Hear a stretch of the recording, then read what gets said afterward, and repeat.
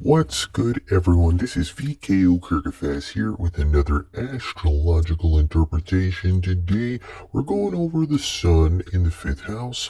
First and foremost, we need to discuss what the sun, astrologically speaking, symbolizes, which typically is a person's identity, their unequivocal ego, so to speak, and the progression through which the theme of the polarity of the sign and house the sun happens to be embodying at a given time. Solemnly, the sun shows us areas where the spirit is learning to be independent and mostly should learn to be the most independent, where he or she should fulfill his or her potential and differentiate themselves from others and shine and soar with the utmost of glory and success.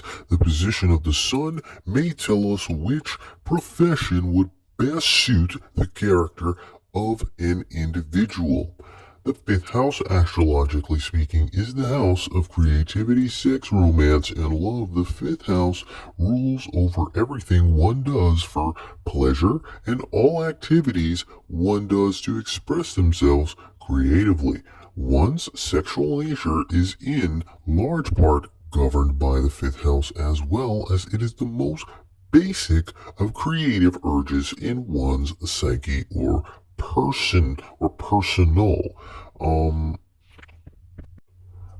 personal outlooks. The fifth house also relates to entertainment, holidays, the arts, love affairs, new undertakings in life where you feel as though you're the underdog because you're just starting a path or endeavor, gambling, and games of chance.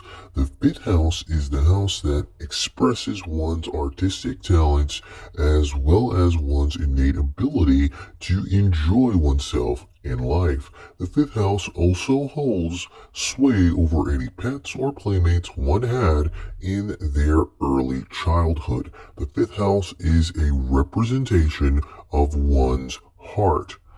Sun in the fifth house typically denotes vitality, individuality to the utmost.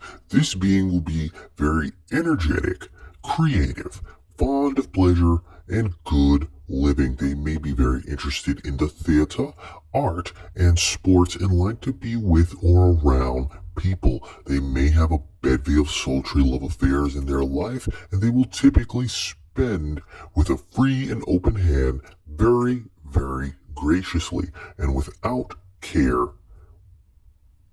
A benefic point of contention would be these individuals typically find great joy in procreation and children. The act of procreating to create children, maybe I should more say, because they really like children. There's a great and grandiose joy as it pertains to children, the child, just getting into jovial affairs of being a kid and, working with kids or just liking to, really be like, this would be a child's favorite person, so to speak, because they can see their self within this individual, even if they're grown.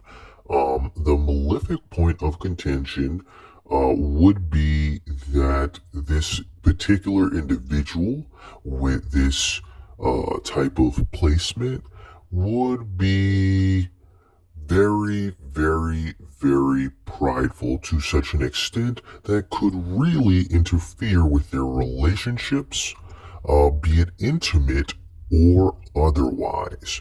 In either instance, this has been V.K.O. here with another astrological interpretation.